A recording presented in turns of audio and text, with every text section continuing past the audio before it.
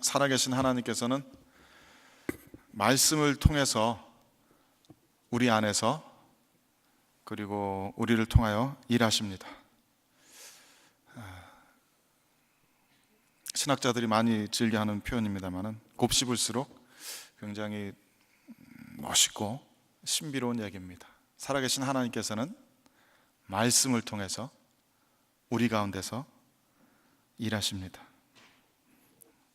우리들의 느낌상으로는 어떤 신비로운 방법으로 성도들의 삶 가운데 이렇게 역사하시는 것이 더 눈에 띄는 것처럼 그렇게 느껴질지 모르지만 사실 우리는 하나님의 말씀의 지배를 받아서 신앙생활을 해나갑니다.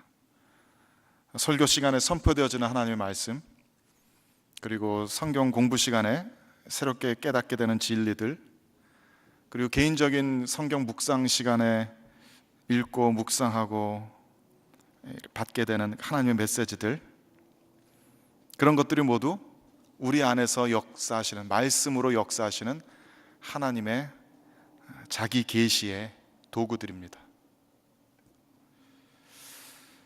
그러니까 다시 말씀드리자면 성경은 지난 수천 년 동안 하나님께서 하나님의 백성들과 대화하시는 통로였습니다. 이 성경이 하나님께서 하나님의 백성들과 대화하시는 통로였습니다. 지금 우리가 읽고 있는 이 성경은 그저 아주 오래전에 쓰여진 고대 문헌을 요즘 우리말로 번역해 놓은 것에 지나지 않는 그런 책이 아닙니다. 하나님께서는 지금 이 순간에도 여전히 성경을 통해서 성도들의 삶 가운데 깊은 영향력을, 더 정확하게 말하자면 하나님의 주권을 행사하고 계십니다. 성경 말씀 가운데서 내 영혼의 폐부를 깊이 찌르는 어떤 하나님의 메시지가 들려졌을 때 그것을 무시할 수 있는 성도는 없습니다. 성경 말씀을 통해서 나의 어떤 숨겨졌던 혹은 내가 미처 깨닫지 못했던 죄가 드러났을 때 거기에 대해서 아무런 반응을 보이지 않는 성도라는 것은 없습니다. 성경 말씀 속에서 내 영혼을 소생시키시는 위로를 한 번도 맛보지 못한 성도는 없습니다. 성도들은 지난 수천 년 동안 그리고 지금 앞으로도 계속해서 성경을 통해서 살아계신 하나님의 인격과 만납니다. 오늘 다 읽지는 않았지만 이 디모데후서 3장 전체 말씀은 성경이 왜 그토록 중요한가에 대해서 다시 한번 강조해서 이야기하고 있고 또 그러한 일들의 그러한 메시지 배경을 이렇게 보여주고 있습니다. 잠깐 간단하게 살펴보자면 1절에서 9절까지의 말씀을 보면은 말세의 여러 가지 징조들을 이야기하고 있습니다. 말세에는 사람들이 자기 자신을 사랑합니다. 그리고 돈을 사랑하는 그런 풍조에 깊이 휘말리게 됩니다. 자기 자신을 사랑하고 돈을 사랑하는 풍조. 우리들 스스로를 되돌아볼 때 이것을 부인할 수 있는 현대에는 아마 없다고 해도 과언이 아닐 겁니다. 또 성경은 계속해서 그 리스트를 우리들에게 보여줍니다. 말세 사람들은 스스로를 자랑하고 떠벌리기를 좋아합니다. 교만한 마음들에 사로잡혀 있고 다른 사람 비방하는 일이 많은데 그것을 이상하게 여기지 않습니다. 부모의 권위는 땅에 떨어지고 자신의 삶에 대해서 감사하기보다는 불평하는 마음들이 더 많아집니다. 그리고 거룩하지 못한 세속적인 가치관의 지속적인 영향력 아래 살아가게 됩니다. 다른 사람들을 긍휼히 여기는 마음이 없어지고 쉽게 용서하거나 화해하지 못합니다. 다른 사람들을 쉽게 모함하고 자기 절제에 약하고 폭력적이고 선한 것을 사랑하지 않으며 쉽게 배신하고 조급하고 우쭐대고 쾌락을 사랑합니다. 종교적 형식으로서의 경건의 모양은 있지만 그 참된 능력에 대해서는 알지 못합니다. 이것이 2000년 전에 쓰여진 글인데 지금 우리 세대를 묘사하는 것만 같은 그런 글입니다. 이때나 지금이나 이런 말세 풍조 속에서 많은 성도들은 당연히 많은 미혹과 유혹을, 시험을 받게 될 것입니다. 무엇이 옳은지 그른지 모른 채 세상의 악한 것들이 좋은 것으로 뒤집어지는 이런 세상 풍조 속에서 옳고 그른 것을 온전히 판단하지 못한 채로 거짓 교사들의 현란한 잘못된 가르침들에 넘어가서 그런 세속적인 가치관을 가지고 살아가며 진리에 이르지 못하는 이들이 많게 될 겁니다. 7절 말씀에서처럼 항상 이것저것 배운다고 여기저기 쫓아다니지만은 많은 이들이 끝내 진리의 지식에 이르지 못하게 될 것입니다. 세상은 거짓과 무익한 일들로 가득하게 될 것입니다. 그래서 성경이 우리들을 붙들어 주게 될 겁니다. 거짓이 판을 치는 어두운 세상 속에서 마치 한 줄기 빛처럼 수천 년 동안 글자 하나 변하지 않고 이어져 내려온 하나님의 말씀이 참 진리가 무엇인지, 아무리 세대가 바뀌고 아무리 나라가 바뀌고 권력이 바뀌어도 영원히 변치 않는 참되신 진리라는 것이 무엇인지를 성경은 우리들에게 증거할 겁니다. 또한 10절에서 13절 말씀에서처럼 말세는 진리를 따라 그리스도 예수 안에서 경건하게 살고자 하는 사람들은 박해를 받게 될 겁니다. 돈을 섬기지 않고 하나님을 섬기기로 작정한 사람들은 금전적인 손해도 때로 많이 보게 될 것이고, 남들처럼 큰 부자로 떵떵거리면서 살 수 있는 좋은 기회들도 많이 놓치게 될 겁니다. 그러다 보니까 다른 사람들의 손가락질도 많이 받게 될 거고, 이런저런 오해도 많이 사게 될 겁니다. 나 자신을 사랑하기보다 하나님 한 분만을 사랑하면서 살려고 애쓰다 보면 다른 사람보다 출세가 늦어질지 모릅니다. 하나님 말씀대로 온 세상을 사랑하려고, 온 세상을 끌어안고 살려고 애쓰다 보면 남몰래 눈물 흘려야 될 일이 많을 겁니다. 억울한 오해도 많이 받을 겁니다. 육체적으로도 굉장히 피곤할 겁니다. 병을 얻게 될지도 모르고 어쩌면 육체적인 생명이 많이 단축될지도 모릅니다. 사도 바울이 그랬던 것처럼, 그리고 사도 바울이 스스로의 삶을 놓고 증거하는 것처럼 여러 가지 모양으로 여러 군데에서 박해를 받고 고난을 당하게 되지만, 그렇기 때문에 성경이 우리들을 붙들어 주게 될 것입니다. 우리가 이런 고난 가운데서 믿음이 흔들리게 될 때, 때로 의심하게 되거나 타협하고 싶어질 때, 수천 년 동안 글자 하나 변하지 않고 내려오는 하나님의 그 메시지가 우리들을 붙들어 줄 겁니다. 이제 그만 포기하고 손들어 버리고 싶어질 때, 지금의 고난과 절대로 바꿀 수 없는 그토록 지극히 영광스럽고 아름다운 그 궁극적인 소망의 말씀들이 우리들의 고난의 이유를 말해줄 겁니다. 우리가 힘을 내서 그 자리에 버틸 수 있도록 만들어줄 것입니다. 그래서 성경은 중요합니다. 본문 15절 이후의 말씀 보면 성경에 대해서 우리가 알아야 될 중요한 몇 가지 가르침들이 있습니다. 세 가지만 한번 같이 좀 살펴보고자 합니다. 첫 번째로, 성경에는 구원에 이르는 지혜가 있다라고 했습니다. 구원에 이르는 지혜가 있다. 15절 말씀에 사도 바울은 후배 목회자인 디모데에게 이렇게 얘기합니다. 네가 어려서부터 성경을 알았나니 성경은 능히 너로 하여금 그리스도 예수 안에 있는 믿음으로 말미암아 구원에 이르는 그 지혜가 있게 하느니라. 그리스도 예수 안에 있는 믿음으로 말미암아 구원에 이르는 지혜가 성경 안에 있습니다. 앞에 이 디모데후서 1장 5절 말씀에도 이렇게 증언하고 있지만, 디모데는 신앙에 열심이 아주 많은 외할머니 로이스와 또 어머니 유니게로부터 훌륭한 신앙의 유산을 물려받았습니다. 그렇다는 얘기는 다른 유대인들처럼 어려서부터 5살 이후부터 성경 교육을 철저하게 받으면서 자라났다는 이야기입니다. 5살 때부터 성경을 배워왔습니다. 물론 이때 말하는 성경은 구약 성경입니다. 아직 이 디모데후서 편지를 썼을 때 신약 성경의 어떤 부분들은 아직 채 쓰여지지도 않았을 것입니다. 혹시 일부 사도들의 편지나 복음서만이 교회들 안에서 이렇게 읽혀지고 있을 그럴 때입니다. 그런데 사도 바울은 그 구약 성경에 대해서 이렇게 증언합니다. 성경은 능히 너로 하여금 그리스도 예수 안에 있는 믿음으로 말미암아 구원에 이르는 지혜가 있게 하느니라. 즉 유대 민족이 수천 년 동안 거의 간직해서 글자나 안 틀리고 그 후손들에게 전해주고 그렇게 해서 내려왔던 모든 구약 성경 말씀들이 전부 다 그리스도에 대해서 증거하는 말씀이라는 것입니다. 내일 묵상 본문인 요한복음 5장 39절 말씀에서도 예수님께서 친히 구약 성경에 대해서 이렇게 증언하십니다. 너희가 성경에서 영생을 얻는 줄 생각하고 성경을 연구하거니와 이 성경이 곧 내게 대하여 증언하는 것이니라. 구약 성경은 예수 그리스도에 대한 증언이다. 예를 들자면 여자의 후손이 뱀의 머리를 상하게 할 것이라는 예언의 말씀이 기록된 흔히 원시복음이라고 하는 창세기 3장 15절 말씀이 그렇습니다. 이 말씀을 통해서 우리는 어떻게 인자, 즉 여자의 후손이 사탄에게 영원한 파멸과 징벌과 패배를 가져다 줄지를 미리 알게 됩니다. 또 노아의 방주 사건을 통해서 우리는 어떻게 단 한 사람의 의인을 통해서 인류 전체가 멸망되지 않고 그 인류가 보존되는지 그런 하나님의 구원의 원리들을 배우게 됩니다.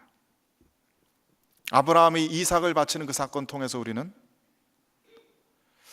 하나님께서 우리들의 목숨을 대신할 제물로서의 어린 양을 친히 준비하시리라는 구원사의 중요한 메시지를 듣게 됩니다. 그 이후로도 모세에게서, 여호수아에게서, 또 다윗에게서, 또 다른 여러 선지자들에게서 우리는 메시아 신앙에 대해서 배우게 됩니다.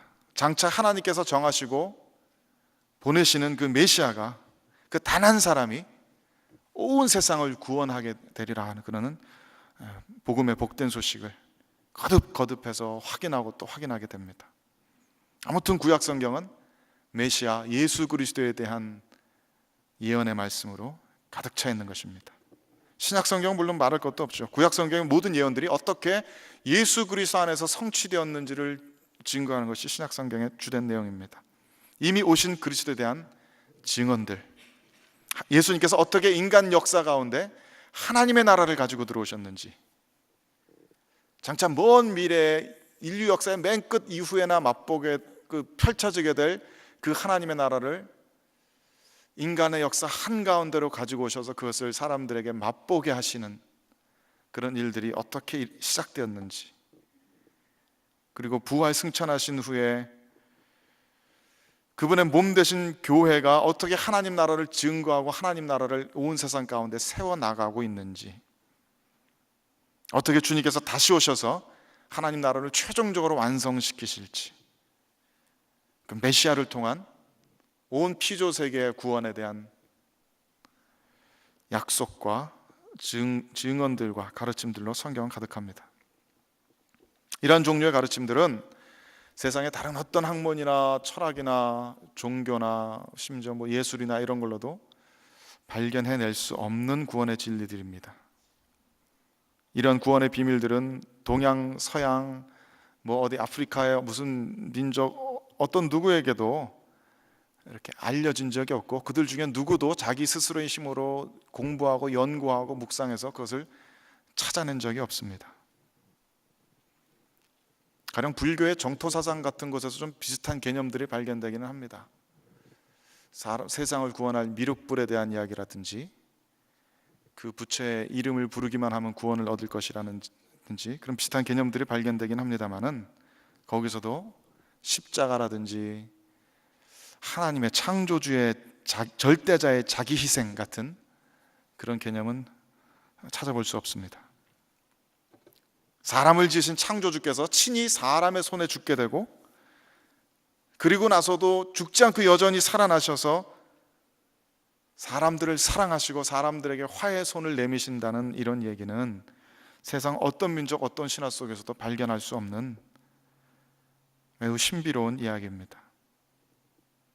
이것은 인간들이 자기들 스스로에게 대해서 가질 수 있는 모든 가능성을 다 묵살하고, 인간이 우리도 그래도 좀 살만하자, 우리도 그래도 좀 선한 것들이 있지 않느냐, 우리도 좀 사회를 아름답게 만들어 나갈 수 있지 않느냐, 그런 모든 가능성과 소망을 완전히 짓밟는 이야기이기 때문에, 인간 내 자존심을 철저히 뭉개버리는 것이기 때문에 어떤 인간이 고안해낼 수 있는, 창안해낼 수 있는 그런 종류의 이야기도 아닙니다.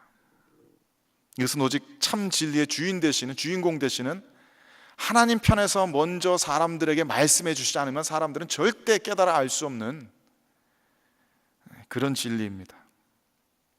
그래서 이러한 진리를 하나님께서 계시해 주신 이러한 구원의 신비를 특별 계시라고 합니다. 세상의 모든 어떠한 학문과 철학과 종교 예술도 물론 어렴풋한 하나님은 발견할 수 있고 어렴풋한 하나님을 추론할 수 있고 하나님이 어떠한 분야에 한다는 것은 말해주고는 하지만 그런 것을 일반 계시라고 부르는데, 그런 세상의 모든 일반적인 계시, 하나님의 일반적인 계시에 한 어떤 학문과 철학과 종교들도 하나님에 대해서 어렴풋이는 발견할 수 있지만 하나님과의 인격적인 관계는 만들어주지 못합니다. 십자가 구원을 보여주고 받아들일 수 있도록 만들어주지 못합니다.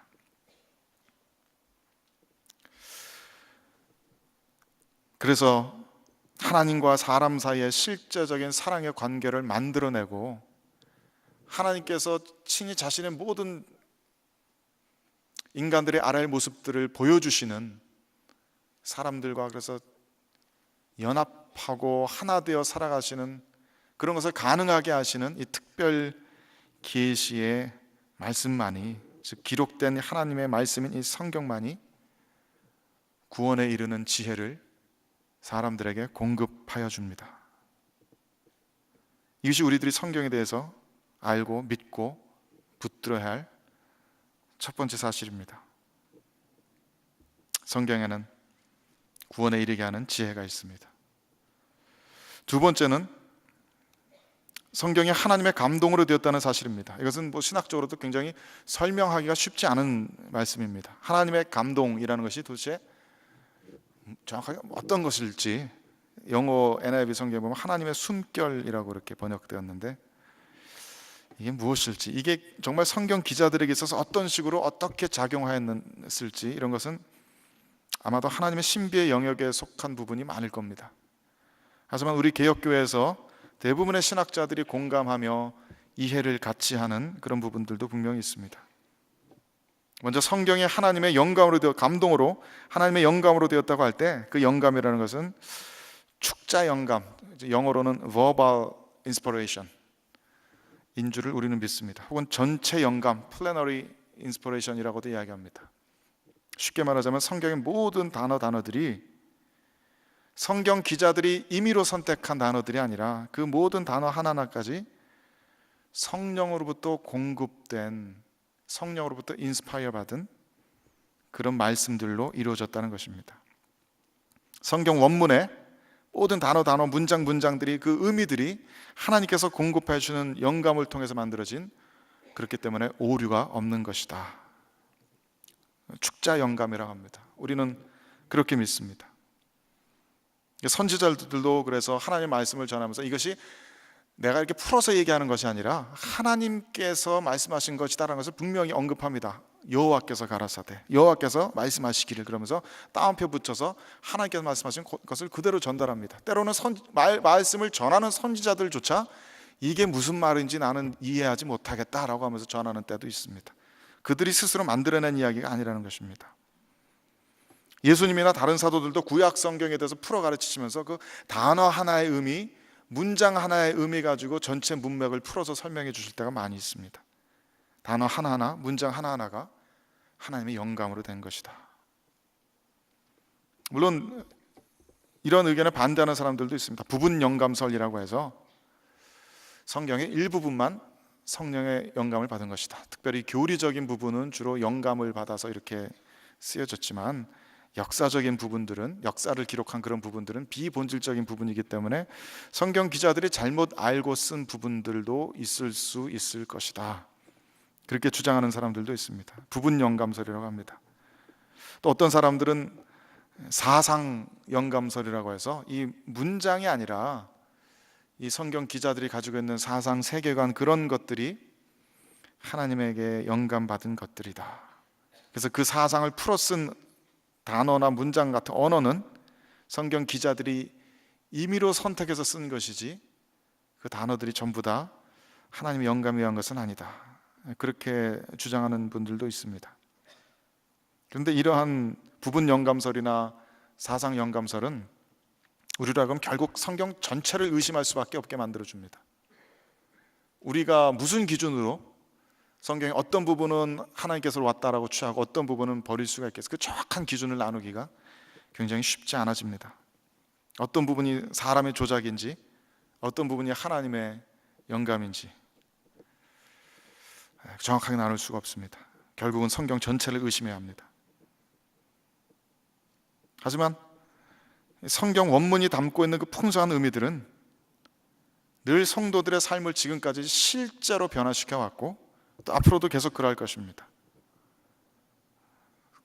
그래서 우리는 성경 전체를 원문의 문자 그대로 하나님께서 주신 하나님의 말씀으로 믿고 받아들입니다.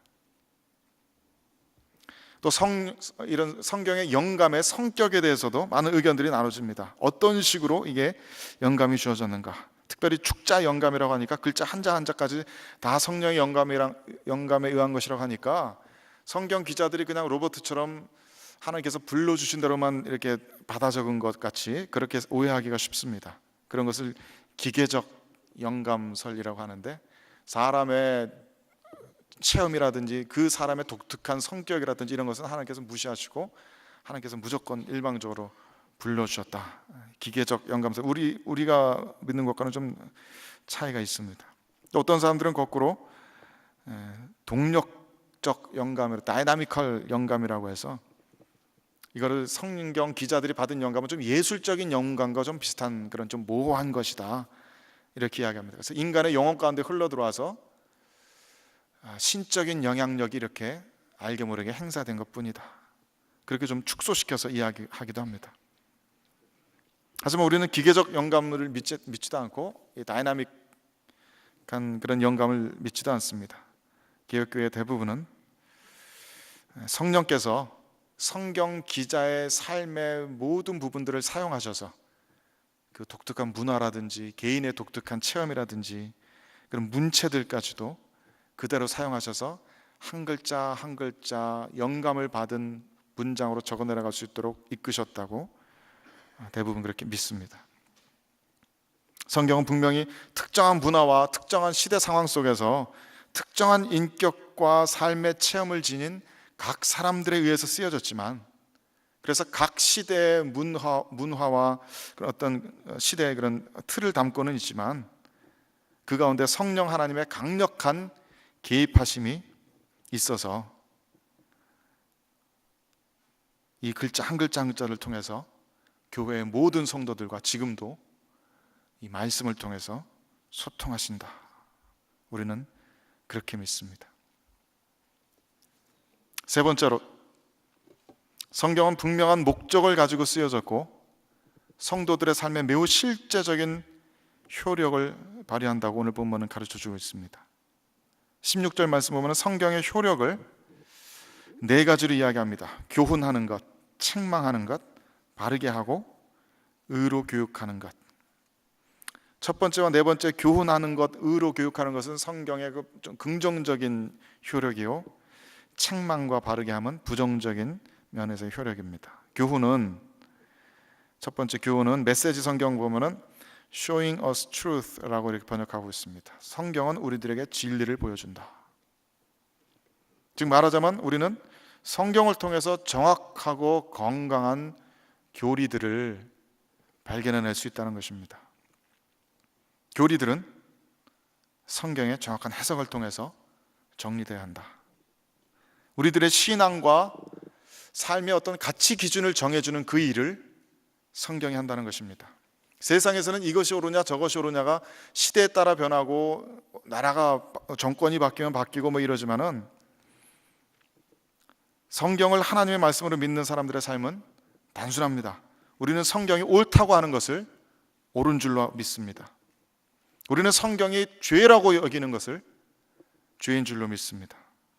우리 스스로 선악과 따먹는 것처럼 옳고 그른 것을 만들어내거나 그때그때 상황에 따라 우리들 마음대로 변하지 않습니다. 성경에서 동성애를 죄라고 규정했으면 그것은 죄입니다. 다른 모든 죄악들과 똑같은 죄입니다. 그것만 더 특별하게 큰 죄도 아니고 시대가 바뀌었다고 해서 그것이 죄가 아닌 것으로 탈바꿈되지도 않습니다. 성경을 하나님의 말씀으로 믿는다라고 하면서 성경과 다른 가치 기준을 가지고 있다면 그것은 자기 모순입니다. 우리는 성도들은 무엇이 옳은지 그른지를 성경을 가지고 판단합니다. 성경은 우리들에게 교훈, 진리를 보여주기에 유효합니다. 또한 성경은 성도들을 의로 교육합니다. 메시지 성경에 보면은 training us to live God's way라고 했습니다. 하나님의 도로, 하나님의 길을 따라 살도록 우리를 트레이닝 시켜준다. 성경은 우리들의 삶에 실제로 그리고 직접적으로 역사하셔서 우리들의 삶을 인도해 나가십니다. 매일 아침 성경을 읽고 하루 종일 그 말씀의 의미를 궁금해하며 묵상하고 가슴에 새기면서 하루하루를 살아갈 때 성경의 그 말씀은 정말 살아서 우리 삶 가운데 역사하시면서 우리들 마음속에 죄성을 억제시키고 선한 일들의 동기들을 만들어줍니다. 이런저런 선한 일들을 해야 되겠다, 그런 동기들을 만들어줍니다. 그런 일에 열심을 내고 또 직접 그것을 행할 수 있도록 우리를 권면해 줍니다. 성경 말씀에 우리들 스스로를 복종시키지 않고 그저 지적인 호기심으로만 성경을 읽는 사람은 성도가 아닙니다. 그런 이들은 결코 참다운 하나님의 백성으로 실제적인 의인으로 변화받지 못할 것입니다. 성경은 성도들을 의로 교육, 트레이닝합니다. 또 성경은 성도들을 책망합니다. 메시지 성경에서 exposing our rebellion이라고 번역하였습니다. 우리들의 반역에 죄된 마음들을 드러낸다. 성경을 읽어야 우리들 안에 죄가 드러납니다. 우리들의 양심은 매우 허약하고 금방 더러워지고 둔감한 것이어서 우리들이 성경을 통해서 우리들의 양심을 계속해서 이렇게 거울을 보듯이 비춰보지 않는다면 우리는 금방 우리들 스스로가 얼마나 여전히 죄 많은 자인지 잊어버리게 됩니다. 금방 스스로 교만해지고 자긍하게 되고 스스로 의인인 채 하면서 살아가게 됩니다. 설교 말씀을 듣든지 성경 말씀을 묵상하든지 그럴 때 우리들의 마음에는 크건 작건 이렇게 찔리는 것들이 있게 되어 있습니다. 우리들의 어두운 것들이 드러나게 되어 있습니다. 성경은 성도들을 책망하기 때문입니다. 그것이 싫어서 말씀을 피한다면 이사야 30장 9절 말씀에서처럼 대저 이는 패역한 백성이요 거짓말하는 자식들이요 여호와의 법을 듣기 싫어하는 자식들이라 하시는 하나님의 준엄하신 심판의 말씀을 피하지 못하게 될 것입니다. 마지막으로 성경은 우리를 바르게 합니다. Correcting our mistakes 그렇습니다. 우리들의 실수를 바로잡아 줍니다. 우리들이 실수하고 죄를 저질렀을 때 그것을 어떻게 바로잡을 수 있을지를 성경은 우리들에게 가르쳐 줍니다. 세상 사람들이 하는 방식으로 우리들의 죄를 그냥 스스로의 상처라고 여기고 덮어둔다든지 값싼 위로만을 찾는다든지 무감각하게 그냥 잊혀지도록 내버려 두는 것이 아니라 우리들의 실수들이 발견되었을 때 먼저는 하나님 앞에 참회하고 죄를 고백하고 또 내가 해를 입힌 사람을 찾아가서 용서를 구하고 서로 화해하며 평강을 되찾는 그 길을 성경은 말씀해 줍니다. 우리 주 예수 그리스도께서 걸어가신 그 십자가의 길을 우리도 따라 걸어갈 수 있도록 성경이 우리들을 인도하여 줍니다. 이러한 일들을 통해서 17절 말씀처럼 하나님의 사람들은 온전하게 됩니다. 어떤 목적에 딱 들어맞게 된다는 것입니다. 그 목적을 수행할 수 있도록 이렇게 빚어진다는 뜻입니다. 온전하게 되고 하나님의 모든 선한 일을 행할 수 있는 능력으로 갖추어지게 됩니다. 무장되어집니다. 훈련되어지고 준비되어집니다. 즉 다시 말하자면 하나님께서는 이 성경 말씀을 통해서 성도들을 실제적인 하나님의 백성들로 빚어가시는 것입니다.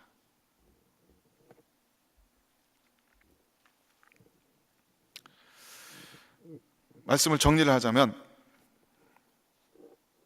우리는 성경을 우리들의 모든 삶과 신앙의 가치 판단의 최종적인 기준으로 삼습니다. 다시 말씀드리자면 우리는 성경을 하나님의 말씀으로 받습니다. 성경은 우리들에게 구원을 주시는 유일한 이름 예수 그리스도에 대한 계시의 말씀들로 가득 차 있는 줄 우리는 믿습니다. 우리는 성경을 통해서만 올바른 교리들을 세울 수 있고 우리들 스스로의 죄를 깨우칠 수 있고 또 바로잡을 수 있고 경건한 삶을 훈련받을 수 있음을 믿습니다. 하나님께서는 성경을 처음 쓰셨을 때에만 성경 기자들에게 영감을 주신 것이 아니라 성경을 펴서 성경을 읽는 모든 성도들의 삶 가운데 성령의 영감으로 계속해서 교통하십니다. 이 성경을 통해서 지금 이 순간에도 하나님께서는 우리에게 말씀하시고 성도들의 삶을 빚어가십니다. 그것이 사도 바울이 사랑하는 후배 목회자에게 디모데에게 이렇게 말세에 힘든 때가 있고 여러 가지 박해받는 것이 있으니 네가 배웠던 것, 네가 확신한 그것 거기서 떨어지지 말고 하나님의 말씀을 붙들고 그 가운데 거하라고 이렇게 권고하고 있는 이유입니다. 시편 119편 97절부터 105절까지의 말씀 읽고 마치도록 하겠습니다. 내가 주의 법을 어찌 그리 사랑하는지요. 내가 그것을 종일 작은 소리로 읊조리나이다. 주의 계명들이 항상 나와 함께하므로 그것들이 나를 원수보다 지혜롭게 하나이다. 내가 주의 증거들을 늘 읊조림으로 나의 명철함이 나의 모든 스승보다 나으며 주의 법도들을 지킴으로 나의 명철함이 노인보다 나으니이다. 내가 주의 말씀을 지키려고 발을 금하여 모든 악한 길로 가지 아니하였사오며 주께서 나를 가르치셨으므로 내가 주의 규례들에서 떠나지 아니하였나이다. 주의 말씀의 맛이 내게 어찌 그리 단지요 내 입에 꿀보다 더 다니이다. 주의 법도들로 말미암아 내가 명철하게 되었으므로 모든 거짓 행위를 미워하나이다. 주의 말씀은 내 발의 등이요 내 길의 빛이니이다. 아멘. 같이 기도합니다.